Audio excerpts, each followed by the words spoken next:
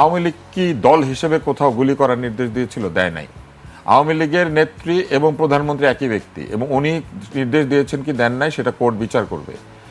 ওনার নির্দেশের দায়িত্ব আওয়ামী লীগের লাখ লাখ নেতাকর্মী নিতে হবে কেন? তাদের দল তো এটা বলে নাই, তারাও সেটা বলে নাই। লাখ লাখ নেতাকর্মী তো বাড়ির ভেতরে ছিল, তারা আন্দোলনের যোগ যদি নাও দিয়ে থাকে, আন্দোলনের বিরোধিতাও করে নাই। লজিক্যালি হুমায়ুনুর কিন্তু বলেছেন আইনজীবীরা যারা উল্টাপাল্টা কাজ করে নাই তারা যেতে পারছে। তারপরে শ্রমিক কৃষক যারা উল্টাপাল্টা কাজ করে নাই তারা শ্রমে যেতে পারছে। ডাক্তার যারা উল্টাপাল্টা করে নাই তারা ডাক্তারি করতে পারছে। তাহলে আওয়ামী লীগের নেতাকর্মীরা কেন তাদের দলটা করতে পারবে না? তারা তো এগুলো তো অংশ নেয় নাই।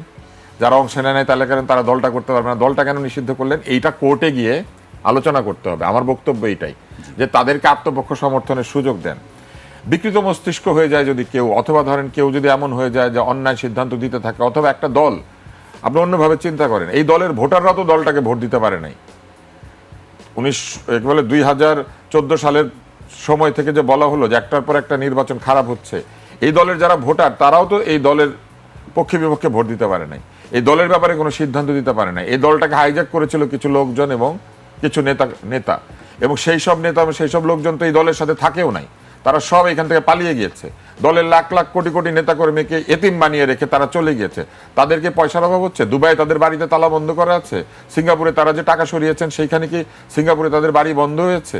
কিংবা আপনি নিউ ইয়র্কে গিয়ে যারা থাকছেন তাদের নিউ ইয়র্কের বাড়ি থেকে গ্যাসের সংযোগ বিচ্ছিন্ন হয়েছে? তাইলে তারা চলে গিয়েছেন, তাদের বিচার করেন। কিন্তু দলটা স্থগিত অবস্থায় আছে। এই দলের লোকদেরকে আইনের আশ্রয় নিতে দেন। তারা যদি তাদের দলকে রিভাইভ করতে চায় তারা সেটা পারবে না কেন? তারা তো আন্দোলনে অংশ নেয় নাই, তারা কোনো বিরোধিতাও করে নাই 24-এর, তারা তো বাড়ির মধ্যে ছিল। যে যুক্তিতে আইনজীবীরা গিয়ে এখন আইন প্র্যাকটিস করতে পারছেন, সেই একই যুক্তিতে এইবার আসেন শফিক নামে এক ভদ্রলোক, এখন আমি বলতেই পারি উনি অভদ্রলোক, কারণ উনি কি করে স্ট্যাটাস দেন যে সিলিং পং একটি বাংলা সুন্দর শব্দ, সেটা আবার ইংলিশে লেখেন। শফিকের এই সিলিং পং মন্তব্যের দায়িত্ব কি ডক্টর ইউনূস নেবেন? উনি তো 18 মাস তাকে শুধু পালেনই নাই, আইন ভঙ্গ করে উনি তাকে ক্যাবিনেট মিটিংয়ে, মন্ত্রিসভার বৈঠকে অংশ নিতে দিয়েছেন, এটা শফিক সাহেব বলেছেন। তাহলে এই সিলিং পং এর দায়িত্ব কেন ডক্টর ইউনূস নিবে না? নেওয়া উচিত। কিন্তু আমি মনে করি যে নেওয়া উচিত না। কেন?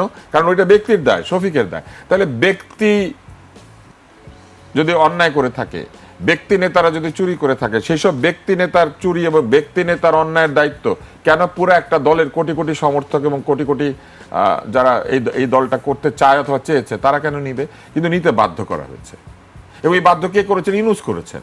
এটা তো কোনো রাজনৈতিক দলের সিদ্ধান্ত না, এটা তো কোনো নির্বাচিত সরকারের সিদ্ধান্ত না। এই ইউনূস তো একটার পর টাইম ভেঙেছেন। উনি রাষ্ট্রপতিকে না জানিয়ে চুক্তি সই করেছেন, উনি রাষ্ট্রপতির ছবি নামিয়ে ফেলেছে, সেটা সাংবিধানিক না, সেইখানে আশকারা দিয়েছেন। উনি সরকারি ভেকু ব্যবহার করে সরকারি প্রপার্টি ধ্বংস করতে দিয়েছেন। আজকে বলতে কোনো বাধা নাই, 32 নম্বর তো সরকারের প্রপার্টি, এটা তো প্রত্নতত্ত্ব অধিদপ্তরের কাছে হস্তান্তরিত সম্পত্তি। উনি করেন নাই কি? এইবার আসেন ডক্টর ইউনূস যদি ভবিষ্যতে কোনো মামলায় দোষী সাব্যস্ত হন, গ্রামীণ ব্যাংক বন্ধ করে দিবেন? এটার কোনো উত্তর আছে? এইবার আসেন ন্যায় বিচার নিশ্চিত করার জন্য ট্রুথ অ্যান্ড রিকনসিলিয়েশন কমিশন হতে পারে, এটা হুমায়ুনুর বলেছেন।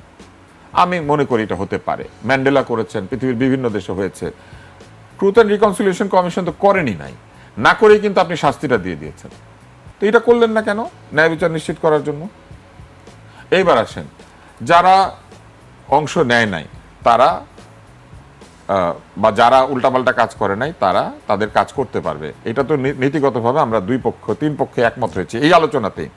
সাদিক কায়েম স্ট্যাটাস দেয় নাই নৌকার জয়, তো সে তো সরাসরি নৌকার পক্ষে ছিল, সে স্ট্যাটাস দিতে গেল কেন? গুপ্ত ছিলি গুপ্ত থাকবি, গুপ্ত অবস্থায় থাকে নাই তো। ওই অবস্থায় প্রকাশ্যে নৌকার পক্ষে স্লোগান দিয়েছে এবং নৌকা জিতেছে, এই জয় অভিনন্দন জানিয়েছে, নৌকার স্ট্যাটাস সবাই দেখেছে। তাহলে যে প্রকাশ্যে এই কাজ করলো সে কি করে আবার এখন আছে? নিজের গরু ভালো, অন্যের গরু ভালো না, তাই না? নিজের গরু তরু খায়, অন্যের গরু ঘাস খায়, ব্যাপারটা এরকম হয়ে গেল না?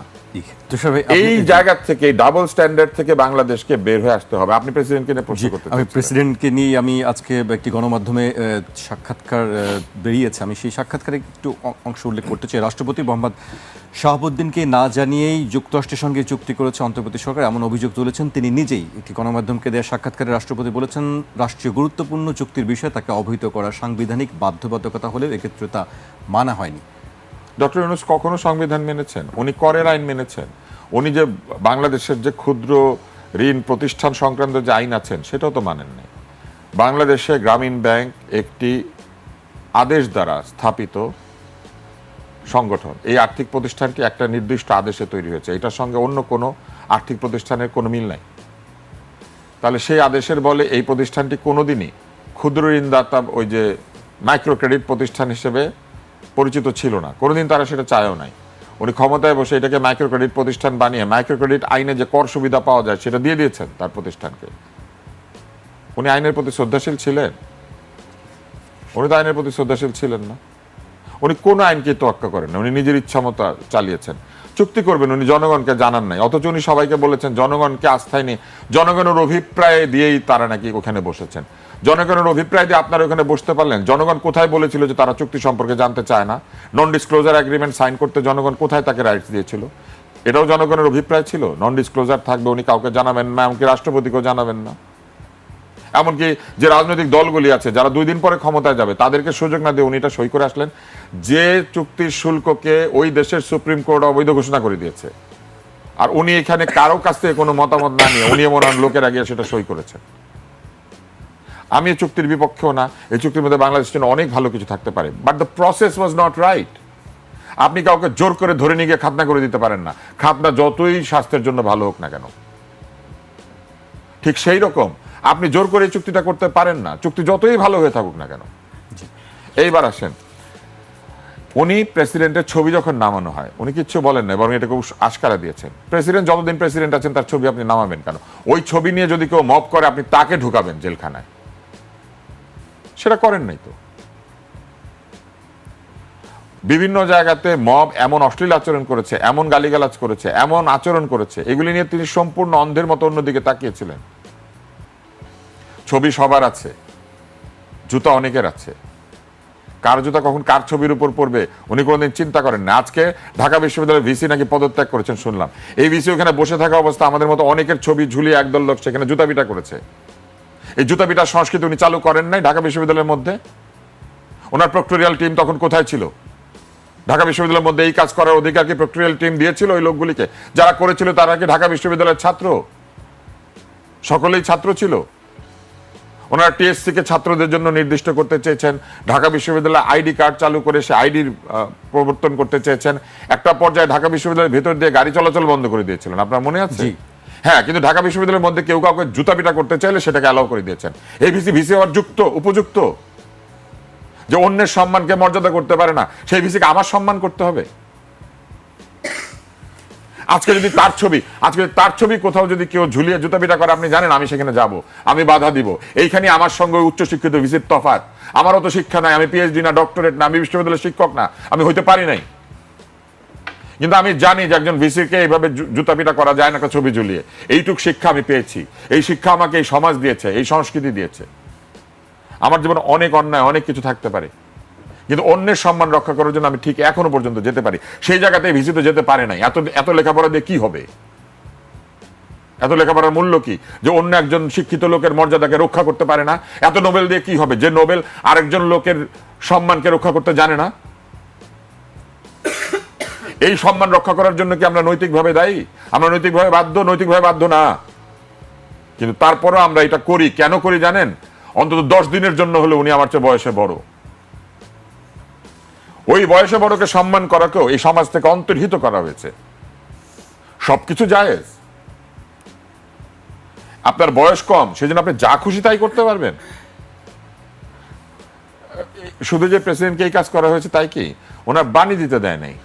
এবং প্রেসিডেন্ট যে কথাগুলি সংবাদপত্রে এখন বলতে পারছেন, এটাও তো বলতে পারেন নাই। তাহলে বাক স্বাধীনতা কে দিল? তারেক রহমান দিল, ডক্টর ইউনূস দেয় নাই। কারণ যে দেশে প্রেসিডেন্টের বাক স্বাধীনতা রহিত করা হয়েছিল বলে প্রেসিডেন্ট বলছেন, সেই দেশে ডক্টর ইউনূস দাবি করলেই হবে উনি মানুষকে কথা বলতে দিয়েছিলেন? দেন নাই, উনি নিজে কথা বলতে চেয়েছেন এবং ওনার লোকজন শুধু কথা বলেছে। এবং আমাদের মতো কিছু লোক বেয়ারা প্রকৃতির, আমরা কথা বলে ফেলেছি কোনো কারণে। জি তুষার ভাই, আমরা আপনার বক্তব্য উনি এত কথা বলেছেন। উনি যখন তথ্য বিষয়ের উপদেষ্টা ছিলেন, উনি বলেছিলেন যে স্বায়ত্তশাসন দিতে হবে, বিটিভি এগুলোকে সব স্বায়ত্তশাসিত করতে হবে। উনি ওনার বিভিন্ন লেখার মধ্যে লিখেছেন গণমাধ্যমকে স্বাধীনতা দিতে হবে। গণমাধ্যম দখল হয় নাই ওনার সময়? গণমাধ্যম দখল করা উনি বন্ধ করতে পেরেছিলেন? সাংবাদিকদের চাকরি চলে যাওয়া বিনা কারণে বন্ধ করতে পেরেছিলেন? উপদেষ্টাকে প্রশ্ন করার কারণে সাংবাদিকদের চাকরি চলে গেছে, উনি একটাবার বলেছেন সেই উপদেষ্টাকে যে এই কাজটা করা ঠিক হয় নাই। এবং শুধু কি তাই, আজকে যখন ওনার সময় কারারুদ্ধ করা হয়েছে সাংবাদিকদেরকে, ভুয়া মামলা দেওয়া হয়েছে সাংবাদিকদের বিরুদ্ধে, সেগুলো উনি বন্ধ করেছেন। উনি বেতার টিভিকে কেউ স্বায়ত্তশাসন দিতে পারে না। উনি না এসেছিলেন বাংলাদেশকে একবারে সংস্কার করে শেষ করে দিয়ে যাবেন? বেতার টিভির স্বায়ত্তশাসন নিশ্চিত করতে পেরেছেন? বেতার টিভির দলীয়করণ বন্ধ করতে পেরেছেন? দলীয় ভাবাপন্ন ব্যক্তিকে ডিজি বানানো বন্ধ করতে পেরেছেন? বাংলাদেশ টিভিকে, বাংলাদেশ টেলিভিশন, জনগণের টেলিভিশনকে দলের সম্পত্তি বানানোকে বন্ধ করতে পেরেছেন? বন্ধ করতে পারতেন, উনি করেন নাই। কারণ এইটাই ওনাদের নীতি ছিল। মুখে এক কথা, মনে আরেক কথা। আজকে যখন হাসনাত পাটোয়ারিকে প্রশ্ন করে, পাটোয়ারি হাসনাতকে প্রশ্ন করে, তাদের দলে মিটিং নাই, ফেসবুকে প্রশ্ন করে কেন? মিটিং করে জিজ্ঞেস করতে পারে না? একজন আরেকজনকে প্রশ্ন করতে গেলে ফেসবুকে এসে প্রশ্ন করতে হয়? কারণ একজন এমপি হয়েছে, আরেকজন এমপি ফেল করেছে। এবং শুধু এমপি হওয়ার কারণে, শুধু এমপি হতে চায় বলে তারা তাদের দলটাকে এমন একটি দলের সঙ্গে গিয়ে ঐক্য করিয়েছেন যে দলের সঙ্গে তাদের আদর্শের কোনো মিল নাই। তারা নিজেরাই বলে আমরা আদর্শের ঐক্য করিনি, আমরা ভোটের ঐক্য করেছি। ভোটের ঐক্য করে এখন দেখেন নেতারা অনেকে পাশ করে নাই। এক নেতা আরেক নেতাকে প্রশ্ন করে কি রে খুলে কেন, কেন কি রে খুলে কেন, এটা বলার জন্য কি আপনাকে হাসনাতকে জিজ্ঞেস করতে হবে? আপনারা করেন কি? আপনাদের দল নাই এখন? আপনাদের লোকজন নাই এখন? নাকি ক্ষমতায় গেলে শুধু পারেন? নিজের পছন্দের প্রধান উপদেষ্টা থাকলে তারপরে পারেন, না হলে পারেন না। তার মানে আপনারা ওই প্রধান উপদেষ্টার আশকারণে এগুলো করেছিলেন? কই কোনোদিন তো বলে নাই যে একটা বয়স্ক লোক সারা জীবন আমাদেরকে এসে বিতর্ক শিখিয়েছে, তাকে অপমান করছেন। কোনোদিন তো বলে নাই যার সিনেমা আমরা দেখি শাকিব খান, তাকে অবমাননা করছে। কোনোদিন তো বলে নাই, কোনোদিন তো ওই জুতার বিরুদ্ধে একটা কথা বলে নাই। স্নেহ আশা করে কিন্তু সম্মান দিতে প্রস্তুত না। জি, স্নেহ করার জন্য আমরা কি চুক্তি করেছি? তুষার ভাই, আমরা এই প্রশ্নের উত্তরগুলো হুমায়রা নূরের কাছে, যে দেশে প্রেসিডেন্ট সম্মান পায় না সেই দেশে আর কে সম্মান পাবে? বরং আমি তারেক রহমানকে ধন্যবাদ জানাই যে প্রেসিডেন্টকে সাক্ষাৎকার দিতে পেরেছেন। জি, অনেকগুলো প্রশ্ন তুষার ভাই রেখেছেন, একটু আবেগ ক্ষুব্ধই কবি প্রকাশ করেছেন। আমি ক্ষুব্ধ না, এই কথাটা আমি জোরে বলেছি, কারণ কিছু কিছু কথা জোরে বলতে হয়। আমরা যখন বিতর্ক করি আমরা লোকজনকে বলি you have to modulate your voice. When you really want to speak, you have to speak. When you say that I have a dream, you have to say it loudly that I have a dream. Of course. হুমায়ুনের কাছে এই প্রশ্নগুলো উত্তর জানতে চাই আসলে। প্রথম কথা হচ্ছে তুষার ভাই বলেছে যে আমরা স্নেহ চাই কিন্তু আমরা শ্রদ্ধা করতে চাই না। যারা এইসব বেয়াদবি করে তারা, আপনি তো এর মধ্যে নাই, আপনি তো বেয়াদব না। না, আমার দলের 5টা মানুষ যদি খারাপ হয় আমি তো একা ভালো হতে পারি না, এই খারাপের দায়িত্ব আমার উপরেও আসে। যেই কথাটা উনি বলেছেন, এই স্নেহ আমাদেরকে কেউ দেখায় নাই। এই চেয়ারে বসেই সারা বাংলাদেশের মানুষ যখন আমাদের সাথে এই আন্দোলনে একাত্মতা ঘোষণা করে তখন ভদ্রলোকেরা আমাদেরকে তিরস্কার করে এবং এই তিরস্কার আজ পর্যন্ত শেষ হয় নাই। এবং আমাদের অপরাধ একটাই যে আমরা মানুষকে একত্রিত করার জন্য ওই যে হাসনাত আব্দুল্লাহ, নাসিরউদ্দিন পাটোয়ারি ফেসবুকে কেন লিখে? কারণ ওই ফেসবুকটা মানুষ দেখে। ফেসবুকের রাজনীতি করে যখন মিথ্যা প্রচারণা করা হয় এবং ফেসবুকে যখন সরকার বিরোধী কথা বলার কারণে শেখ হাসিনা মানুষকে তুলে নিয়ে যায় তখনও কিন্তু মানুষ চুপ ছিল। কিন্তু এই ফেসবুকের রাজনীতি দিয়েই কিন্তু গণ অভ্যুত্থানে মানুষগুলো একত্রিত হয়েছিল বলে এই ফেসবুককেই বন্ধ করতে হয়েছিল। সুতরাং ফেসবুকে আন্দোলনটা আমি ব্যক্তিগতভাবে শুধু ফেসবুকের আন্দোলন হোক এটা আমি না চাইলেও ফেসবুক এবং সোশ্যাল মিডিয়াতে প্রতিবাদ চলবে এবং মানুষকে সেইটার বিষয়ে সচেতন করার রাজনীতিটা চলবেই। কারণ এইটাই বাংলাদেশের মানুষ অভ্যুত্থানের সময়ও শেখ হাসিনার বিরুদ্ধে আন্দোলন করতে যে সাহসটা জুগিয়েছিল এই সোশ্যাল মিডিয়ার কারণেই হয়েছিল এবং এই সোশ্যাল মিডিয়া বন্ধ করার কারণেই মানুষ পথে নেমে এসেছিল। এক, দ্বিতীয় হচ্ছে শ্রদ্ধা অশ্রদ্ধা করার যে বিষয়টা এসছে, যেই রাষ্ট্রপতিকে আপনারা শ্রদ্ধা করতে বলেছেন যখন এতগুলো মানুষকে, রাষ্ট্রপতি এগুলো শ্রদ্ধা করতে বলে নাই। আমি বলি, ধরেন এই রাষ্ট্রপতিকে তো আমি রাষ্ট্রপতি মানতে চাই না, তার তো আমি অপসারণ চেয়েছিলাম, তাকে কেন বসিয়ে রাখা হলো? করেন নাই কেন? এই রাষ্ট্রপতির অপসারণ তাকে করা হয় নাই শুধুমাত্র, আমি উত্তর তথ্য দিচ্ছি। উপদেষ্টা ছিল মাহফুজ। ধরেন উত্তরটা আমাকে দিতে দেন, সে তাহলে তো আমি বলতে পারবো। সেও তো বলে আপনারা নাই। কথা বলার সময় কিন্তু আমি কিছু বলিনি। জি। আমি আমার বিরুদ্ধে যত অভিযোগ, ধরেন ইউনূস সরকারের, তুষার ভাই যখন কথা বলছিলেন ডক্টর মোহাম্মদ ইউনূসের প্রতি ওনার যত অভিযোগ, অনেক অভিযোগ তো আমরাও সাবস্ক্রাইব করি, কিন্তু দিন শেষে অভিযোগের খাতাগুলো শেষে এসে এনসিপির খাতায় উনি তুলে দিলেন। উনি বললেন যে নিজেদের পছন্দের ইন্টারিম বলে আমরা ওনাদের সবকিছু এইভাবে মেনে নিয়েছি বা ওনাদের দিয়ে এই ধরনের কাজ করানোর চেষ্টা করেছি, কিন্তু উনি একটা বার বলে নাই যে ইন্টারিম সরকারের মধ্যে বিএনপিরও পার্ট ছিল, অন্যান্য রাজনৈতিক দলেরও সম্মতিতে ইন্টারিম গভর্নমেন্টের বিভিন্ন রাজনৈতিক কর্মকাণ্ড চলেছে, এবং যার প্রতিফলন এখন যে বাংলাদেশের পররাষ্ট্রমন্ত্রী সেই ইন্টারিম সরকারেরই লোক, সেইটা কেউ বলে না। দিন শেষে এনসিপির উপর দোষ চাপানোটা খুব সহজ। এই রাষ্ট্রপতিকে তো আমি রাষ্ট্রপতি মানি না। এই রাষ্ট্রপতি সেই রাষ্ট্রপতি যে নির্বিচারে এতগুলো নিরস্ত্র মানুষকে হত্যা করার সময় সে ওই রাষ্ট্রপতির বাণীর কথা বলছেন, তখন ওনার বাণী কোথায় ছিল? তখন বিচারের বাণী নির্ভীতে কেঁদেছে এবং উনি অন্ধকারে উনি লুকিয়েছিলেন, উনার কিন্তু আপনি বাসভবনে সাদিক উনি চাঁদকে লুকিয়েছিলেন। তখন উনি জনগণের জন্য উনার বয়ান কোথায় ছিল? তখন এই সুশীল ব্যক্তিরা কোথায় ছিল? তখন কেন তারা প্রশ্ন করে নাই যে যেই রাষ্ট্রপতি জনগণের জন্য স্পিক আপ করতে পারে না, we don't want to see him as our president anymore, he is no more our president. এই যে পদবি, উনার বাকস্বাধীনতা, এই বাকস্বাধীনতা জনাব তারেক রহমানকে কি শেখ হাসিনা দিয়েছিল বিগত 17 বছর? তারেক রহমানের বন্দনায় উনি ভেসে যাচ্ছেন, কারণ তারেক রহমান সাংবিধানিক কন্টিনিউইটির নামে এই রাষ্ট্রপতিকে, আপনার কথা বলিনি, চুপ্পু সাহেবের কথা বলেছি, উনি তো তারেক রহমানের বন্দনায় ভেসে যাচ্ছেন।